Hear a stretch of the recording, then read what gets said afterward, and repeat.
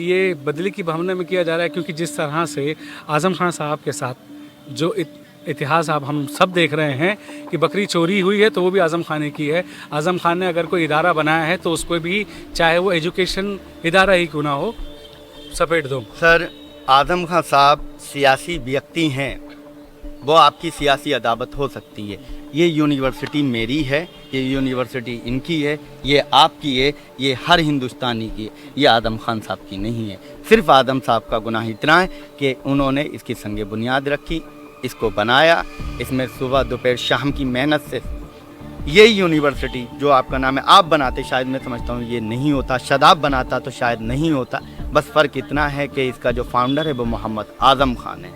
आप एक रास्ता लाइए, उसको सुधार कर लाइए, आप अपना दिल चौड़ा कीजिए और बिना पेनाल्टी के पास कर दीजिए।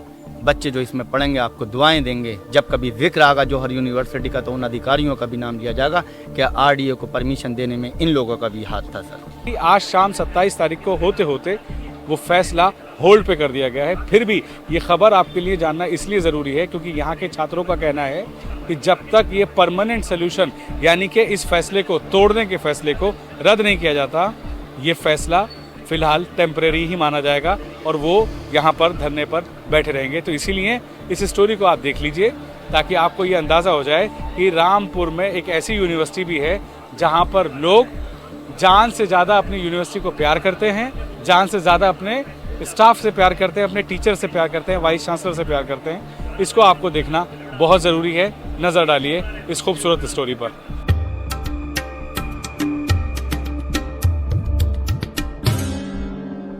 सर, मेरा नाम शादाब अली है और आप साहब, मैं एक्स जौहरियन हूँ। सर, अच्छा, आप यहीं से पढ़े हैं।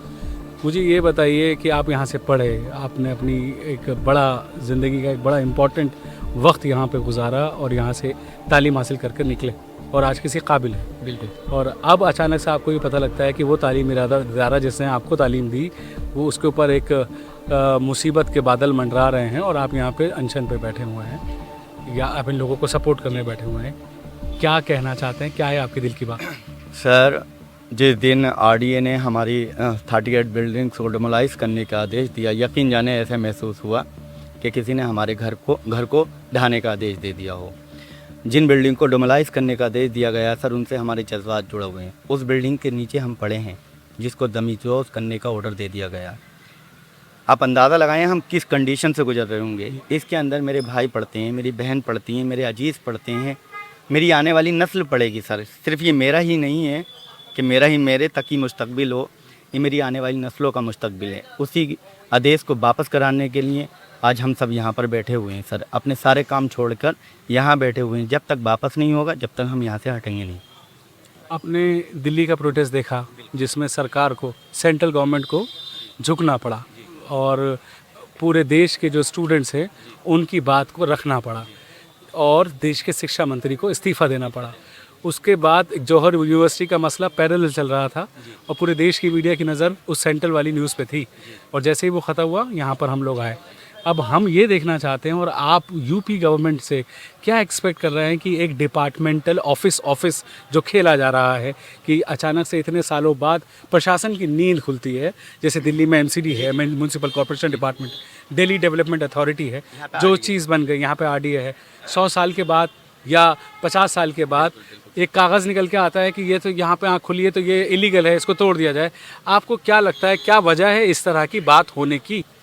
सर, पहली बात तो ये कि जिस क्षेत्र में हम और आप बैठे पड़े हैं और ये यूनिवर्सिटी, ये तालीमी इदारा है, ये शहर से 17 किलोमीटर दूर है। और दूसरी बात जो आरडीए की चल रही है, आरडीए यहाँ पर जो इस्टेब्लिश हुआ है वो 2024 में हुआ है। इसकी जो इमारत है मैं आपको बता दूँ, 18 सितंबर 2006 को इसकी संगे बुनियाद प्रदेश के मुख्यमंत्री और कायदे आज़म ने रखी थी। 2006 से इसमें कंस्ट्रक्शन का काम भरपूर रहा। सत्ता आई लोगों की, कहीं कुछ नहीं हुआ। इसमें 18 तक कंस्ट्रक्शन का काम चला सर। इस बीच में कोई भी प्रोसीजर या कोई भी ऐसी जो अनियमितताएँ आ रही हैं तो नहीं आई। नींद खुली है अचानक? जी, एकदम। होता क्या है कि 17 किलोमीटर दूर एक गांव जिसका नाम सिंगनखेड़ा है, जिस क्षेत्र में ये यूनिवर्सिटी आती है, आरडीए यहाँ तक आ जाता है और उसी का हवाला दे के उन 38 बिल्डिंग को डिमोलाइज करने का नोटिस जारी कर देता है, जो कि सरासर गलत है सर, जो कि सरासर गलत है। विनोद, आपको नहीं लगता कि आपको क्या ऐसा लगता है कि ये बदले की भावना में किया जा रहा है? क्योंकि जिस तरह से आज़म खान साहब के साथ जो इतिहास आप हम सब देख रहे हैं कि बकरी चोरी हुई है तो वो भी आज़म खान ने की है। आज़म खान ने अगर कोई इदारा बनाया है तो उसको भी, चाहे वो एजुकेशन इदारा ही क्यों ना हो, सपेट दो। सर, आज़म खान साहब सियासी व्यक्ति हैं, वो आपकी सियासी अदावत हो सकती है। ये यूनिवर्सिटी मेरी है, ये यूनिवर्सिटी इनकी है, ये आपकी है, ये हर हिंदुस्तानी की है, ये आज़म खान साहब की नहीं है। सिर्फ आज़म साहब का गुनाह इतना है कि उन्होंने इसकी संगे बुनियाद रखी, इसको बनाया, इसमें सुबह दोपहर शाम की मेहनत से, जिसे कैसे मशक्क़त वाली मेहनत से इसको तामीर करा, इसमें खून पसीना उस बंदे का। बस सियासी अदावत के एतबार से इसको आरडीए एक नोटिस जारी कर देता है कि 38 की 38 बिल्डिंग को डोमलाइज कर दे। अगर हिंदुस्तान का मुस्तकबिल बिल्डिंगों को दमीज़ोद इदारों को, तालीमी इदारों को दमीज़ोद करने का है, तो मैं ये समझता हूँ कि जहाँ हम और आप चाँद पे जाने की बात करते हैं, कहीं ना कहीं ऐसे लग रहा है कि इन इदारों को आप बंद कर दोगे तो जो हमारी पहले की कंडीशन थी हम उसी में मुब्तला हो जाएंगे। गर्क में जाने वाली कहानी। सर, हमारे एक तालीमी इदारे का खुल जाना 1000 जेलों को बंद करता है। आज़म खान ने 1000 जेलों को बंद करने का काम किया है। ये रामपुर सर बड़ा फेमस है, इसका इतिहास अपने आप में है। रामपुर की जो रज़ा लाइब्रेरी है वो एशिया में फेमस है सर, और एशिया में सैकड़ों देश आते हैं। वही जौहर यूनिवर्सिटी भी एशिया के अंदर आती है सर। तो आप अंदाज़ा लगाएं, उस यूनिवर्सिटी के अंदर आप उन बिल्डिंग को डोमिलाइज करेंगे, तोड़ेंगे, जो दुनिया के 8 अजूबे इसके अंदर बना के रख दिए आज़म खान ने। आप, हमारे रामपुर का बंदा अगर दिल्ली जाता है 2-3-5 हज़ार रुपये खर्च करता है राष्ट्रपति देखने के लिए, आप अंदर जाकर देखिए राष्ट्रपति भवन बना पड़ा है। White house sir, Donald Trump, दुनिया की महान पावर जहाँ से अपना भाषण देती है, इसके अंदर बना पड़ा है सर। ऐसी ऐसी मकानात हैं, वो ऐसी ऐसी बिल्डिंग्स इसके अंदर बनी पड़ी हैं कि आप देखेंगे तो फिर वो बयान करने के जो बातें होती हैं वो होने के लायक ही नहीं रहेंगी। इतनी खूबसूरत हुई बड़ी हैं, आप, मेरे पास शब्द नहीं होंगे मैं इसके बारे में कहाँ तक बताऊँ। और दूसरी बात, यही यूनिवर्सिटी नकवी साहब जो आपका नाम है, आप बनाते शायद, मैं समझता हूँ ये नहीं होता, शादाब बनाता तो शायद नहीं होता। बस फ़र्क इतना है कि इसका जो फाउंडर है वो मोहम्मद आज़म खान है। जब भी मिलाना चाहा इंसा को इंसा से, सारे काम सियासत बिगाड़ देती है। पूरे देश में इस वक्त हाहाकार है एजुकेशन को लेकर, एजुकेशन को कैसे बढ़ावा मिले। और उत्तर प्रदेश में एक डिपार्टमेंट ऐसा है जो एजुकेशन के नाम पर एक इदारे को ही ख़त्म करने की कोशिश करने वाला है। ये बहुत दुखद बात है। आप बैठे हैं यहाँ पर शिक्षा के लिए, आप शिक्षा के लिए आप रास्ता खोलिए, रास्ते की रुकावट ना बनिए, रास्ते का रोड़ा ना बनिए। इसका मतलब यही है। आपका नाम क्या है जनाब? सर, मेरा नाम मोहम्मद कामरान है और मैं एक्स जौहरियन हूँ और अल्हम्दुलिल्लाह वेल सेटेड हूँ। मैंने यहाँ से अपनी डिप्लोमा कंप्लीट किया, डिप्लोमा फिजियोथेरेपिस्ट, और मैं अपना क्लिनिक चलाता हूँ और मैं अल्हम्दुलिल्लाह अच्छा कमाता हूँ। जिस दिन ये पता चला कि इस यूनिवर्सिटी के ख़िलाफ़ ऐसी साजिशें रची जा रही हैं, इसे तोड़ने की बातें हो रही हैं, जब ये बातें कानों में आईं तो सर दुख होता है। एक ऐसी यूनिवर्सिटी जहाँ आप पढ़े हो, जहाँ आपको मोहब्बत मिली है, बहुत सारा प्यार मिला है, जहाँ टीचर्स ने आपको अपने बेटों की तरह, अपनी फैमिली की तरह रखा हो, उसका ये पता चले कि आप उसके साथ ऐसा करने जा रहे हो तो बहुत दुख होता है। और सर, सिर्फ किसी एक के भविष्य की बात नहीं हो रही, यहाँ पर हज़ारों भविष्य पढ़ते हैं। आप अपनी जाति दुश्मनी निकालने के लिए हज़ारों बच्चे के भविष्य से नहीं खेल सकते, तो बहुत दुख होता है। हम उसी के लिए बैठे हैं यहाँ पर कि जो भी आदेश हुए हैं वो वापस लिए जाएं। ये क्या लगता है आपको कि दिल्ली में भी या शहर किस कोई भी हो, जब कोई इलीगल कंस्ट्रक्शन होती है, ये तो एजुकेशन का इदारा है, इस पे तो स्पेशल कंसिडरेशन बनती ही बनती है। फिर भी अगर कोई रेजिडेंशियल एरिया भी अगर इलीगल होता है तो सरकार उसकी भी फीस लेती है। अगर उसको रेगुलाइज करना है तो उसकी फीस लेती है। क्या ऐसा कोई सोल्यूशन शादाब निकलता नजर आता है? सर, एक भारत का संविधान है, अगर आप गलतियां कर देते हैं तो उसको सुधारने का आपको मौका दिया जाता है। एक बार नहीं, कई बार दिया जाता है, ये हमारा कॉन्स्टिट्यूशन कहता है। अगर मान लीजिए जो बिल्डिंग्स में बन गई हैं 18 से आरडीए से पहले, आप एक रास्ता लाइए, उसको सुधार कर लाइए, आप अपना दिल चौड़ा कीजिए और बिना पेनाल्टी के पास कर दीजिए। बच्चे जो इसमें पढ़ेंगे आपको दुआएं देंगे। जब कभी जिक्र आगा जौहर यूनिवर्सिटी का तो उन अधिकारियों का भी नाम लिया जाएगा कि आरडीए को परमिशन देने में इन लोगों का भी हाथ था सर।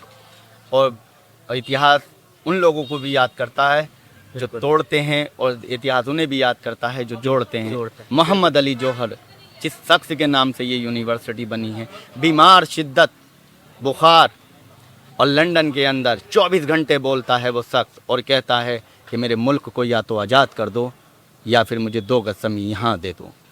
उस शख्स के नाम से ये यूनिवर्सिटी है, तो इस तरीके से तो हर फ्रीडम फाइटर से इन लोगों को नफ़रत होगी। मोहम्मद अली जौहर से ये नफरत है। बहुत अच्छी बात आपने कही कि जब चीज़ों को सुधारा जाता है तो जो सुधारने वाले होते हैं उनका भी नाम सुनहरे अक्षरों से लिखा जाता है।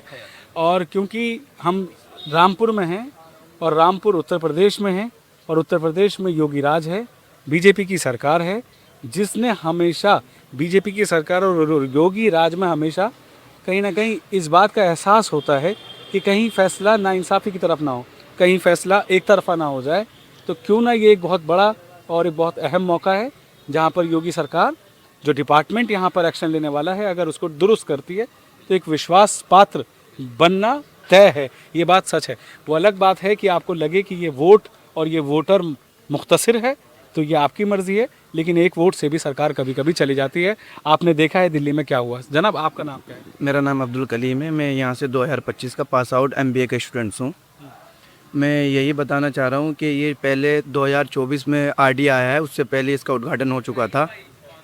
लेकिन एक नोटिस, इससे पहले एक नोटिस जिला प्रशासन ने दिया था हमारे एडमिनिस्ट्रेटिव यूनिवर्सिटी को, तो हमारे उसने एडमिनिस्ट्रेटिव ने रिटर्न में जवाब लिख कर दिया था कि सीगन खेड़ा गाँव RDA के अंतर्गत नहीं आता है।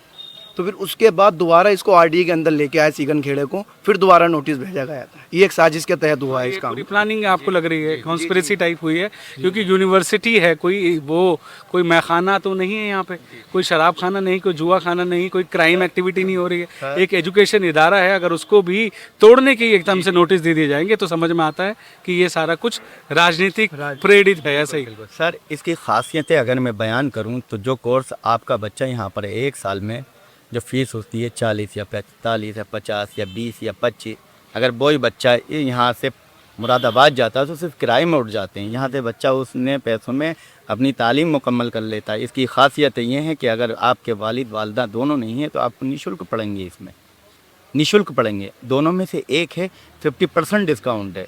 अगर आप हैंडीकैप हैं आपको तब डिस्काउंट है, आप SC ST OBC से आती हैं तब आपको डिस्काउंट है। और सर, अगर आपका बच्चा यहाँ आप अपने बच्चों को छोड़ देते हैं तो गेट से आपको चार्जिंग वाली जो चल रही हैं उन पे बैठाल कर आपके बच्चों को आपकी बिल्डिंग तक पहुँचाया जाएगा। छुट्टी हो जाएगी उसको वापस यहाँ पर पहुँचाएंगे। फिर यहाँ पे जो गार्ड हैं वो खड़े रहते हैं जब तक उसके परिवार का बंदा नहीं आ जाए। ऐसी फैसिलिटीज़ अगर हिंदुस्तान के किसी यूनिवर्सिटी में है तो आप लाइए सर। इसकी खासियतें बेतहाशा हैं, गिनाने में वक्त लग जाए। योगी जी को 2-4 खासियतें गिना दीजिए। सर, योगी जी और देश के प्रधानमंत्री जी, उनका खुद का एक पोल है, उनका खुद का ये बयान है, बेटी पढ़ेगी तभी आगे बढ़ेगी। देश के प्रधानमंत्री जी का भी यही कोल है कि पढ़ेगा इंडिया तो बढ़ेगा इंडिया। मुझे पूरी उम्मीद है अपने प्रधानमंत्री जी से भी और अपने योगी जी से भी कि जो फैसला है वो बच्चों के हक़ में, बच्चों के फ्यूचर को देख के, तालीमी एतबार से देख कर जो आदेश है वो वापस हो जाएगा। वैसे कल को एक जजमेंट आ रहा, उम्मीद पूरी है कि वो जो हर यूनिवर्सिटी के हक़ में आएगा, हर हिंदुस्तानी के हक़ में आएगा। इंशाल्लाह हम भी उस हक़ को देखने के लिए, उस फैसले को देखने के लिए आप लोगों के साथ होंगे। तो फैसला जो भी हो मंजूर होना चाहिए, जंग हो या इश्क हो, भरपूर होना चाहिए। एक जंग आपको मैंने दिल्ली में दिखाई 6 जून से लेकर आखिर तक, जब तक धर्मेंद्र प्रधान का इस्तीफ़ा नहीं हुआ, उसका ये अंश, छोटा सा अंश, लेकिन जो पीछे ये इदारा है ये बहुत कदीमी है। 3000 से ज़्यादा स्टूडेंट्स यहाँ से पढ़कर निकलते हैं। 200 से ज़्यादा टीचिंग और नॉन टीचिंग स्टाफ को लेकर ये उंगली पकड़कर चल रहा है रामपुर के बच्चों की, क्योंकि यहाँ के जो रामपुर के जो फाउंडर इस जगह के, इस इदारे के हैं, आज वो बकरी चोरी के इल्ज़ाम में जेल में हैं। और कहते हैं कि जब सरकार बदला लेने पर आती है तो एजुकेशन इदारा हो या कोई हॉस्पिटल, मंदिर और मस्जिद को छोड़ के सब कुछ बुलडोज़र की जद में आ सकता है। इसकी एक खासियत और बता दूं मैं आपको। आप जब इसका गेट लेंगे सामने से तो इसके सिंबल हैं सर। पहला सिंबल जो टेक्नोलॉजी, कि आप टेक्नोलॉजी में आगे बढ़ें। और सारे धर्मों के इसमें प्रतीक हैं सर। आप जब देखेंगे इसमें मंदिर का भी प्रतीक है, इसमें मस्जिद का, गुरुद्वारे का, यहाँ तक ईसाइयों के, सबका आप अंदाज़ा लगाएं जब इसके कॉन्सेप्ट ही इसका यूनिफॉर्म सबदम यूनिफॉर्मिटी समाज। सबदम समाज जी यही रहा।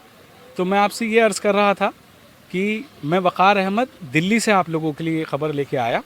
जौहर यूनिवर्सिटी के बाहर जो स्टूडेंट्स बैठे हैं ये एक मुट्ठी ही सही, लेकिन कभी कभी कहते हैं कि डूबते हुए को तिनके का सहारा चाहिए होता है। और इस इदारे ने, जिस इदारे को मैं आपको दिखा रहा हूँ, इसने बहुत पढ़े लिखे लोगों को यहाँ से निकाला है। इस इदारे को अब उम्मीद है कि जो इस छत के नीचे से निकले हैं, क्या वो इस छत को बचाने के लिए यहाँ पहुँचेंगे या नहीं, ये देखने वाली बात होगी। कैमरे के पीछे हैं मोहम्मद अरशद, मोहम्मद नसीम, मैं हूँ वक़ार अहमद, आपका अपना वक़ार अहमद। इस वक्त रामपुर में हूँ, कुछ दिन यहीं बिताएंगे और कोशिश करेंगे आप सबकी दुआओं से, आप लोगों के सपोर्ट से इस यूनिवर्सिटी का यहीं पर इसी तरह से जो गठन हुआ था वैसे ही ये चलती रहे और यहाँ से बच्चे आबाद होकर निकलें, यही इंडिया फर्स्ट उम्मीद करता है। कैमरामैन मोहम्मद नसीम के साथ, मोहम्मद अरशद के साथ, मैं Waqar Ahmad, India First reports, Rampur, Uttar प्रदेश।